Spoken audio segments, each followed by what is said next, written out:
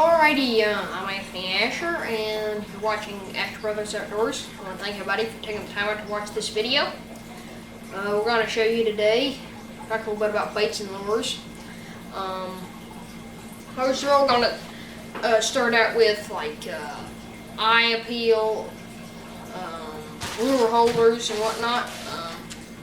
Most common thing for lure holder is sheep's wool. You can buy this great big bag out for less than $5 from a Tractor Supply. This stuff will last you forever. I mean, it has the natural smell of wool. It's not been cleaned or anything. It's just plain old dirty wool, just like the animals would smell it if they're around sheep.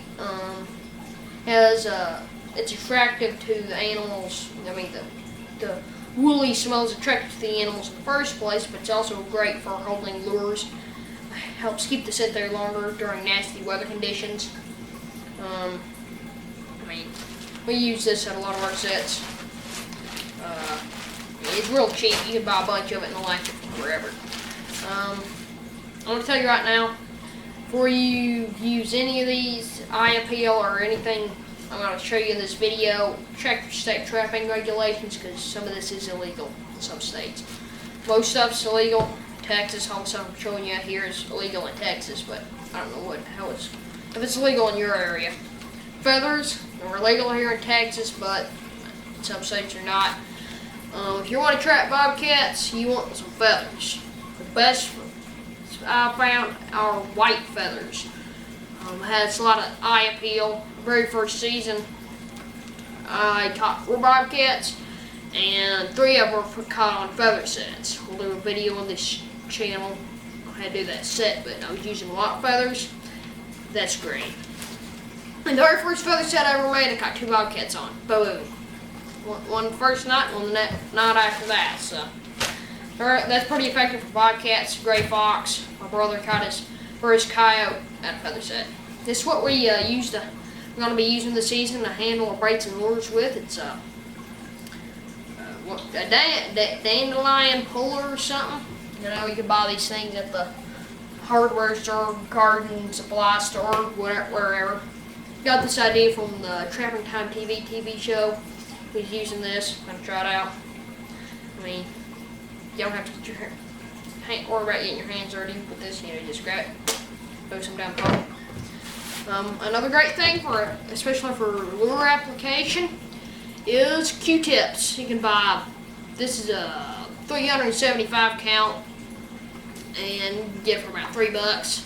It'll last you for forever, and it's got 2 heads on them, but you can just using 2 lures out of, like say a dirt hole set, you can just grab it, dip one in one lure, then go get your other lure, dip that in, and throw it down there. I mean, easy.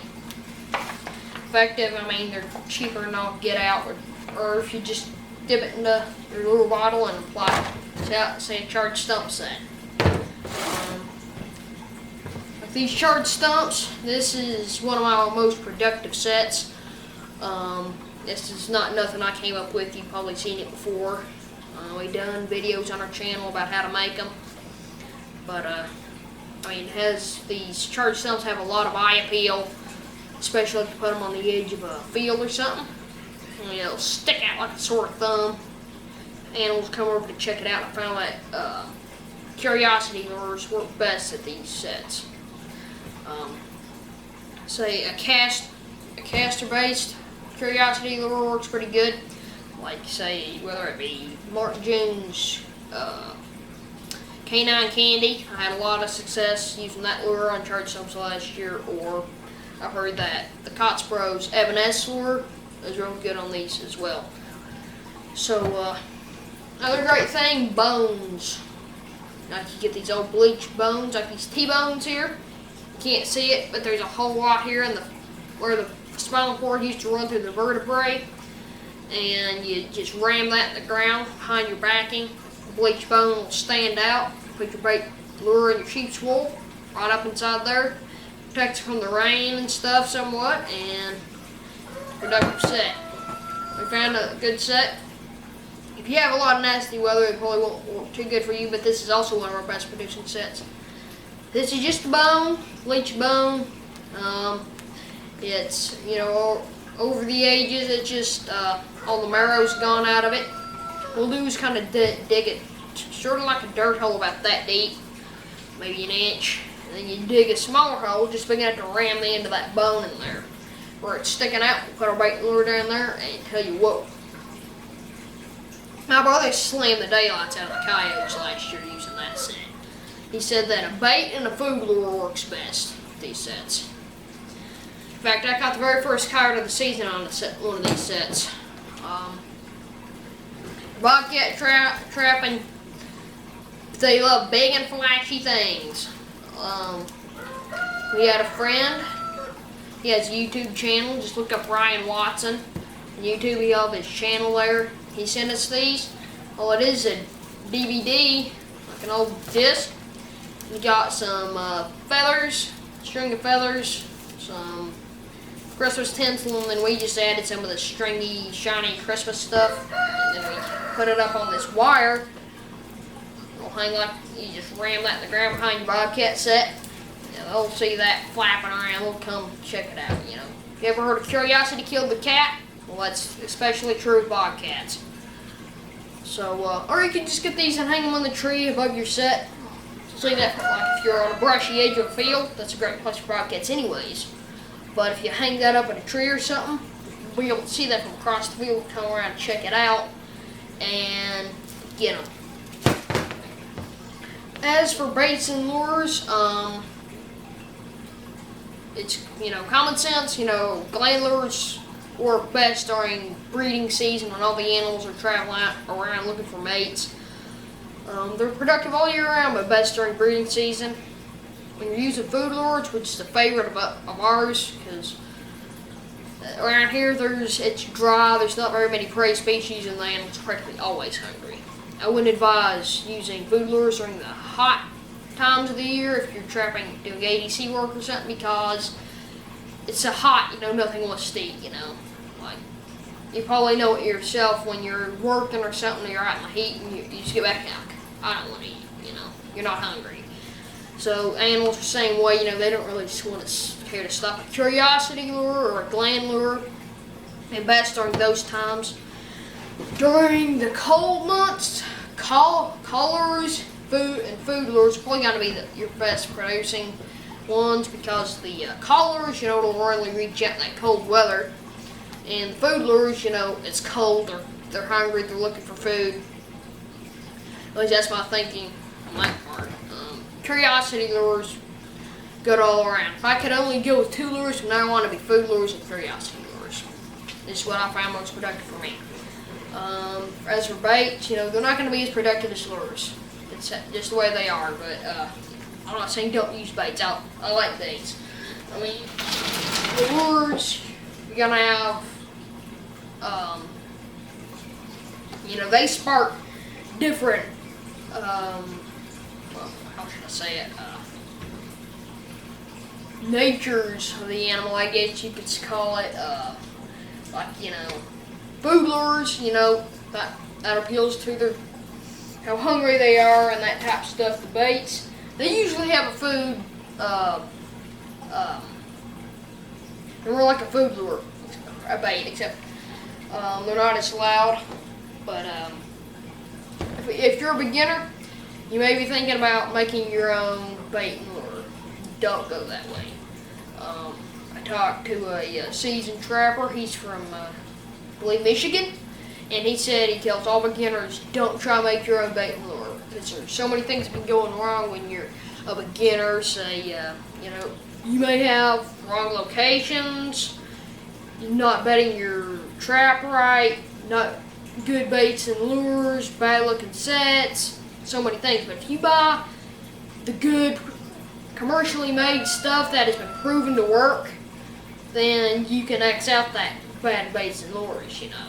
I mean, lures will work differently in different places, but you get a variety of stuff, you'll find out what works best for you. That's why you keep notes on your trap line. One of the deals is you find out what baits and lures work best for you. Like Dobbins, some great stuff. Like this Perfect, it's Bobcat Gland lure, or his find it, Canine Select. That's a curiosity lure. I really like his stuff. I mean, like the Cotsbro stuff, that's great. The Dobbins, Cotsbros, Cavens, Mark Jones. I love Mark Jones. Here's some of his Widowmaker. He has some great products. Ray Milligan, Lisa Rostott, he's a big guy. I've known a lot of guys say they won't use anything but Rosotts after they tried it. But, you know, I like sending some business to the smaller guys, you know. Winter Wildlife Control. I mean, there is no big major supplier carrying their products that I know of, but these are some good products. You can go to his website, www.winterwildlifecontrolbaitandlure.com, and he has pictures on there of single-day catches using just his baits and lures. They're impressive. You might want to check them out. Fox Hollow stuff. It's only sold through Minnesota Trapline Products. They got some great lures. Like if you're just going to get three, the three I would recommend getting from them for predator trapping would be GH2. It's for bobcats, coyotes, fox, fisher, martin, wolf, and coon. Voodoo. I've heard a lot of good stuff about this one. I'm going to be trying out this year. It's for fox, coyote, bobcat, and badger. And Bounty Hunter. I ain't gonna waste time looking for it, but that's another great one. Cavens Canine Force. It's a food/cow lure. They also say in the description has glands in it. My brother used Cavens Canine Force in the Broken Bone set I was telling you about earlier, and he slammed the daylights using that. Adam using that lure. Another great bait would be Cavens Hiawatha Valley. It's for fox, coyote, raccoon, and bobcat. A long distance predator bait. That thing's world famous right there. Another world famous bait would be Mark Jones Widowmaker. It's a fresh bobcat meat based bait, and Mark Jones a great trapper. He's I think we're originally from Michigan, but he's now living in Texas. And that's some great stuff right there. You might notice my bottles have B2, like this one has B2 on it. That's a number of my baits and lures. You know, write them down in my logbook to tell what kind they are,